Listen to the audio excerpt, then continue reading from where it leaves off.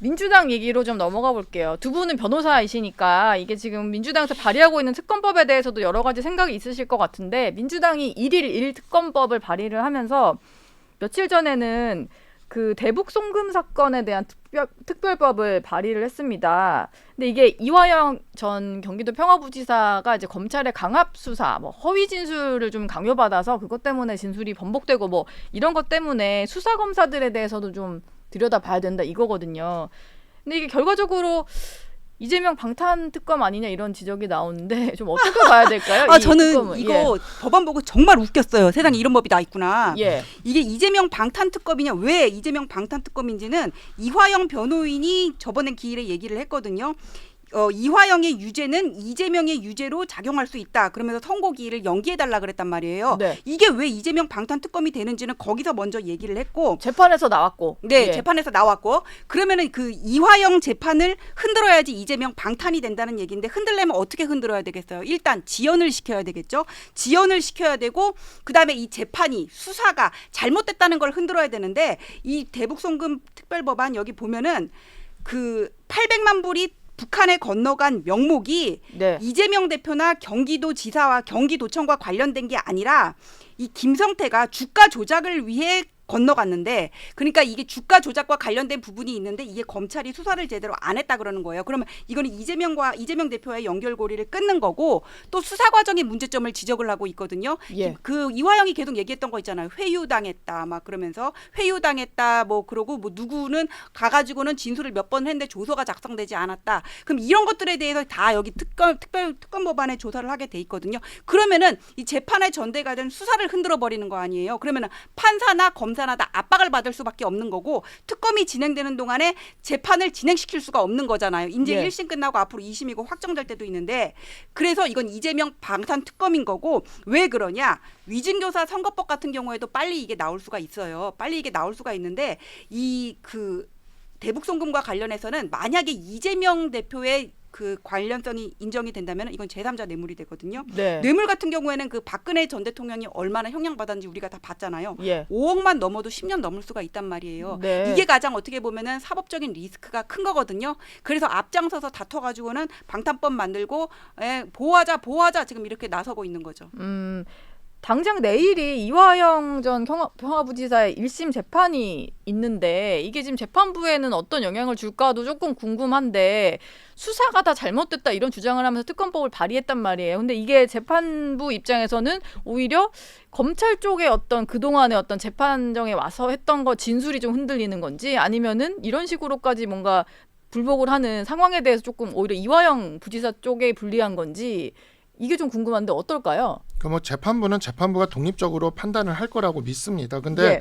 진짜 기소된 사건을 진짜 재판 중인 사건을 특검을 한다라는 건 정말 약간 우리가 법률가적 상상력을 넘어섰어요 지금. 예. 예, 이분들은 정말 네. 제 상상력을 넘는 예. 정말 놀라운 창의력을 갖고 있고, 아니 정말 어렸을 때 싱크빅을 하셨나? 아니, 정말 진짜 아니 정말 창의력에 네. 정말 대가들이신 것 같은데. 창의력이다. 아니, 네. 창의적이고 정말 이게 놀라운 생각이 있고, 그다음에 두 번째로 이것뿐만이 아닙니다. 지금 이뿐만이 아니라 지금 이 이재명과 관련된 사건을 수사하려는 검사들을 예. 계속 줄기차게 탄핵하겠다고 하고 있거든요. 네.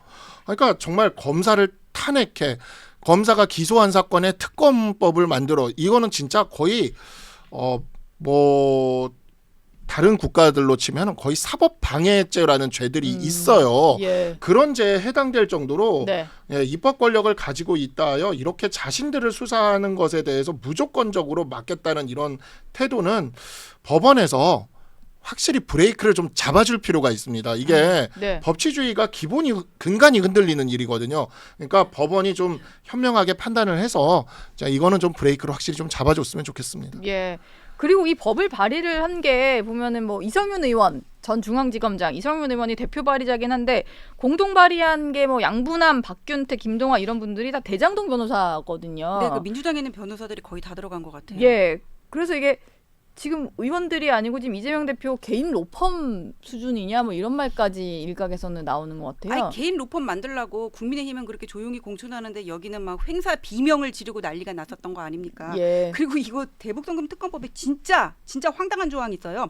수사기관 내에서 그 특별검사에 대해서 범죄를 자백한 경우에는 그 형을 감경하거나 면제한다고 돼 있거든요. 이거는 예. 대놓고 너 불면은 내가 봐줄게. 이거 회유하는 거예요. 플리바게닝을 집어넣은 거네요. 예, 집어넣은 건데 우리나라는 법 체계상 그게 인정이 안 되고 있거든요. 예. 근데 어떻게 이 사건만 관련해서는 이걸 인정해요? 이거는 그 상권 분립에 위배되는 거고 위헌 요소가 있는 거거든요. 네. 그다음에 이게 지금 똑같아요. 예전에 그 양승태 대법원장 재판에 관여했다고 선고일 연기하라 그러고 뭐 어떻게 하라 그랬다고 재판 개입이라 그랬잖아요. 예. 이거는 법안으로 대놓고 그냥 재판 개입하거든요. 예. 그러니까 지금 민주당의 시나리오는 딱 그건 거예요. 이재명 대권 가도를 위해서 일단 임기를 단축해야 돼. 그건 최상병 특검이거든요. 그다음에 사법 리스크를 피해야 돼. 그게 이화영법과 대북송금 특검법이고 김건희 여사법은 그 핸드백 준 거 죄 안 된다는 거 자기들은 모르겠어요. 여기 지금 이성윤 지검장, 뭐 중앙지검장까지 하신 분이 저보다 더 잘 알겠죠. 다만 이분들은 이거를 기화로 해가지고는 제가 볼 때는 김건희 여사의 핸드폰을 보고 싶은 것 같아요.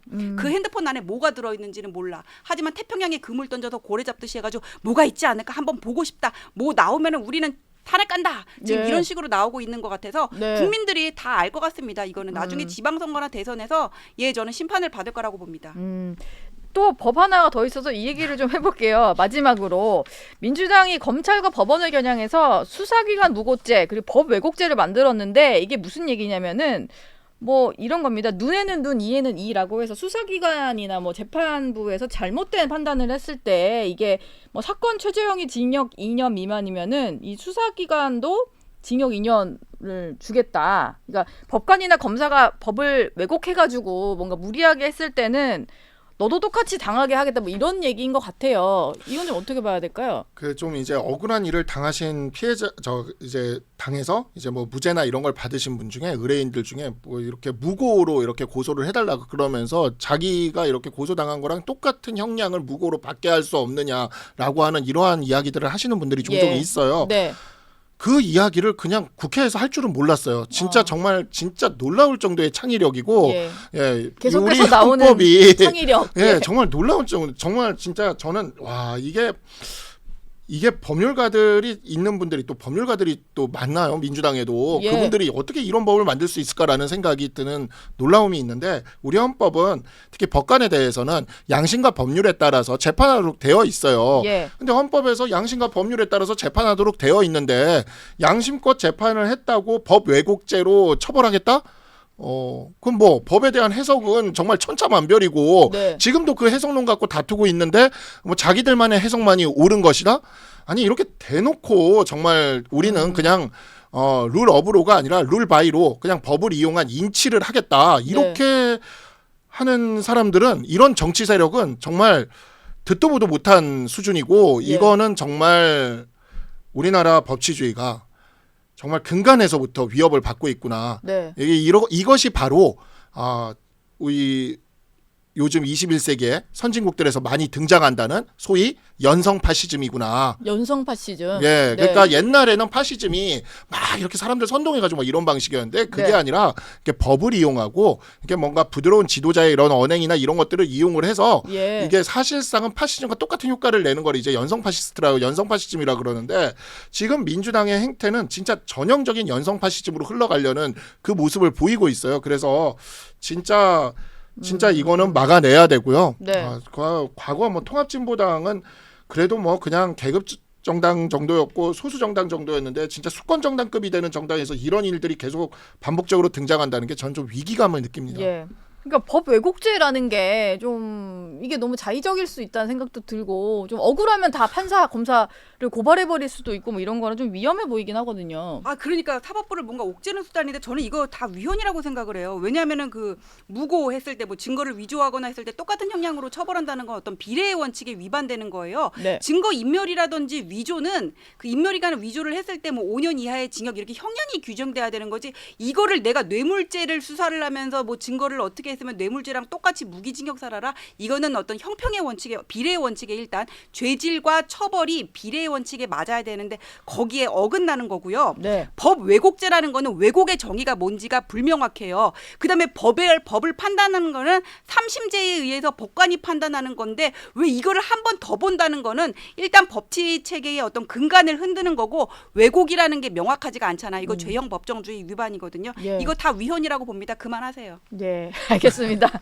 두 분 말씀은 오늘 여기서 마무리하겠습니다. 오늘도 고맙습니다. 예, 고맙습니다.